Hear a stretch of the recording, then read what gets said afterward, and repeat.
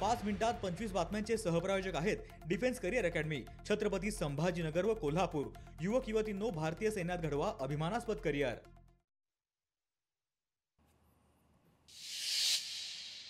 उद्धव ठाकरेंकडून बाळासाहेब ठाकरेंच्या स्मारकाची पाहणी। स्मारकाचं 50% बांधकाम पूर्ण, 2027 पर्यंत स्मारकाचं काम पूर्ण होईल असं वाटतं, उद्धव ठाकरेंचं वक्तव्य।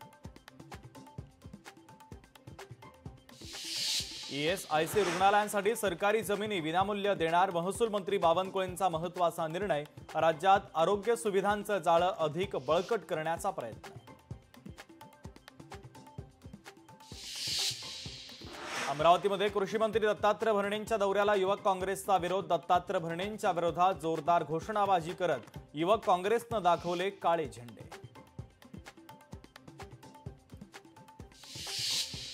मालेगावातील चिमुकलीवरील अत्याचार आणि हत्या प्रकरणी आरोपीला फाशी झालीच पाहिजे, फास्ट ट्रॅक कोर्टामध्ये खटला चालवला जाणार, मंत्री दादा भुसेंची माहिती। चिमुकलीवरील अत्याचार आणि हत्या प्रकरणी मालेगावात महिलांचा कॅन्डल मार्च, आरोपीला फाशीची शिक्षा देण्याची महिलांची मागणी।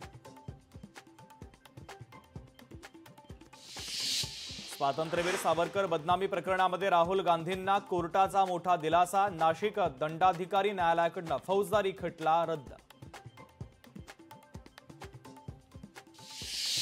सिंधुदुर्गच्या मालवणमधील बांधकाम कार्यालयाची तोडफोड प्रकरणी माजी आमदार वैभव नाईकांची निर्दोष मुक्तता।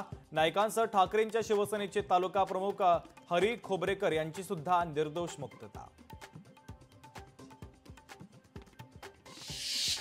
250 कोटींचं ड्रग्ज प्रकरणी अभिनेत्री श्रद्धा कपूरच्या भावाला मुंबई पोलिसांनी बजावलं समन्स। सिद्धांत कपूरला 25 नोव्हेंबरला चौकशीसाठी हजर राहण्याचं समन्स। अंबरनाथमध्ये कार आणि दुचाकीचा भीषण अपघात, अपघातामध्ये 2 जणांचा मृत्यू तर 2 जण गंभीर जखमी, पोलीस घटनास्थळी दाखल।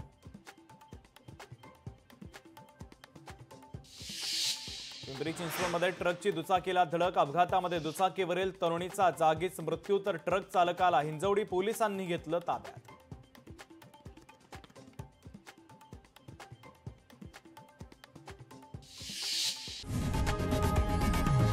लोकशाही मराठी ऐका, पहा, जागरूक रहा।